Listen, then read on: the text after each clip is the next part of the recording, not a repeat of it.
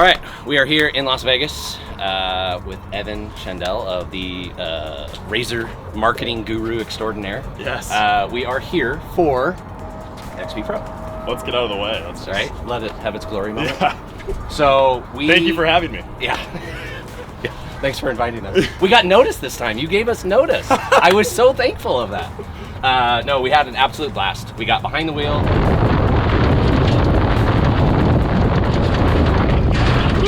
Got in the passenger seat.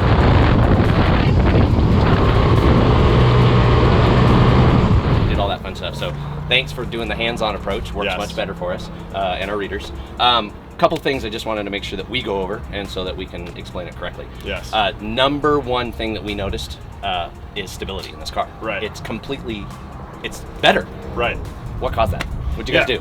I loved how you were telling me the different, I want to come back to almost what you said too, the different feel and where it feels like the car is stable to. So one of the big pieces of that is simply the geometry change in the chassis. Everybody has known our 90-inch wheelbase for a really long time. We kind of stretched that platform out to Turbo S, long traveled it, made it as good as we possibly could. This is a completely brand new setup from a chassis standpoint. So we're 6 inches longer, half a foot longer than we used to be. There's some obvious benefits from that. You get a lot of straight line stability, and then that combined with a lot of the seating and driver changes, which I'm sure we're going to talk about in a second here, just make you feel so much more planted when you chuck it into a corner. You're down in the machine. It has more stability to just sit there and almost back into a corner versus feel like you're kind of light on the front and steering the front into a corner. So the wheelbase has a lot to do with that, is just as far as how much stability the chassis has, but then where you are in the car as well, being lower in, having it just fit who you are a lot better is a big piece of how you're feeling that stability. Because basically we have the same center of gravity as we used to on the older machine, though we have bigger tires, so that is a big win. But as well, you are closer to that center of gravity by about 2.5 inches. So your feel for being in the car and where it's rolling over the top of its roll center is like spot on, just like the RS1. It feels perfect. And going into the driver comfort, but one of the other things that you guys mentioned and made a big deal about, and I'm sure it's a huge deal, is you guys changed the chassis. You've gone to a bigger, better, what's the differences? Yes, so we're talking strength. The strongest chassis ever. The chassis is completely different, like I said, longer. We talked about the geometry. A huge piece of this entire vehicle was all about strength, and what we mean by that is just quality. So this is quite simply the strongest chassis that we have ever made, ever.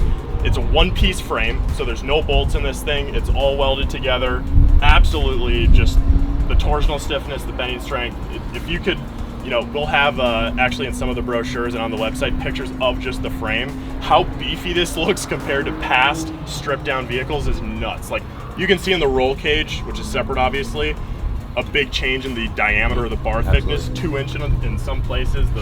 This zigzag tubular craziness. Also, strongest roll cage in the industry. That's not just for looks? This isn't aesthetic key. The roll cage, the chassis, and combined, they're just rock solid. All right, so you've wrapped the driver in strength.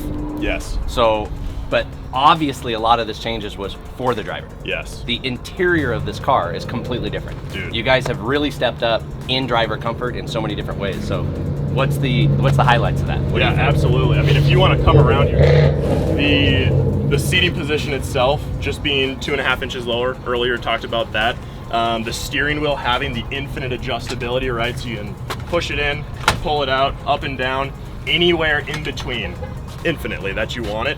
That was the first thing that we really wanted to focus on with this vehicle. It started off probably on a day like today, middle of nowhere, nobody knows where we are right now. They had those 3 touch points, pedals, steering wheel, seat, and they were only playing with those. How can we get the perfect driving position to get the best feel to the drivers? So we figured that out, like you said, wrap that all in some strength so you feel like you're a part of the car, and then just the fit and finish in here from a luxury almost standpoint. Like I don't want to say that almost because it's the off-road. Right, this thing's made to shred. But telescoping wheel, button controls, these seats, the retractable 6-point harnesses, switches that look like they're from Back to the Future. They're like retro, but they are backlit. They're so cool. The screen inside, everything about this vehicle was made for you to feel perfect in the driving seat and have everything at your control, so you're not distracted. It's just all about driving. Yeah, one thing is the steering wheel controls obviously have the audio, but the dynamics control too. That's awesome to have there right on the wheel, because the old Switch tough Sport was unattainable. Nobody could attain Sport. No, you had firm and soft. Yes. So yeah, I do notice all that. But you have, I mean, you have sound systems available. You have better storage. You have better cup holders. You've got more switch for aftermarket stuff, like switch spots. Excuse me. And so everything, is, from my opinion, is you've definitely focused on the driver. So so we've got the driver comfort. Thank you for putting more comfortable seats in it. We really appreciate that. But getting into what we noticed driving this thing today, we did have the luxury of having the dynamic system. Yes. So and we played with it and we pushed every button, and that red button, I'll call it on film, was used a lot. But what it does basically is, correct me if I'm wrong, puts it into firm mode for like 3 seconds or something, so that if you're about to hit a G out or get in trouble, you have that ability to hit one button and you're in firm mode, correct? Yes. Cool. So that worked great. So with that being said, Dynamics 2.0. 2.0. So that's obviously not the shock size. Right. So what is Dynamics 2.0? What makes it different? What's better? Yes, absolutely. So it's a very similar, if I can say this, platform to the initial Dynamics. So you have your 3 modes. You already talked about those. You have the active traits where if you're cornering, it's adding dampening to the sides, right? It's adding compression. If you go airborne, automatically it's going full firm. What we really wanted for Dynamics 2.0 as point number 1 was, like you said about the cockpit, all about the driver. So the biggest thing as far as a driver, Sport was unattainable. We put the modes right on the steering wheel so you don't even take your hands off. And then we put the red button. Am I allowed? I'm not allowed. Not for this one. Let's call it the red X button. Red X button. There's an X on here. Yeah. This will send the system to full firm, just like you said. What's awesome about that is that application used to only come through braking. So you have to put the brakes on, and in some scenarios, so that would put the system into full firm. In some scenarios, you don't want to do that. Right. You just want to ride it or throttle it out even. Right. So that was a huge thing, making Dynamics better for the driver. Secondarily, we basically reformatted, and I'm gonna just say some words here, but trust us, and the electrical engineers behind this, they went through everything, made the whole system, the software, how it's reading the inputs, how it's calibrating and calculating all that, much more efficient. Dude, we're on the best playground ever. I was gonna say, it's inevitable will happen, so.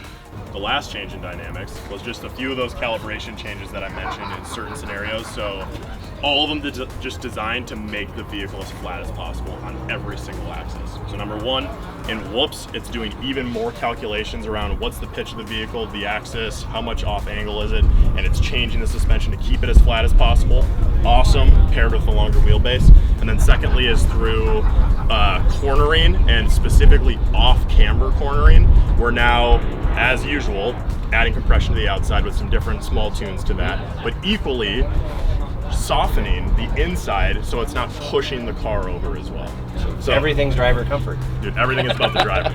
That's awesome. It's what we've been saying all day long. Yeah. Last point we noticed, big heavy point, was the improved clutching. Oh my gosh. I know. So looks different, yes. but I know there's a lot behind that cover that's also different. You mentioned belt life and a lot of other great benefits, but one of the things that we noticed while out there was the smoother acceleration, if you want to call it.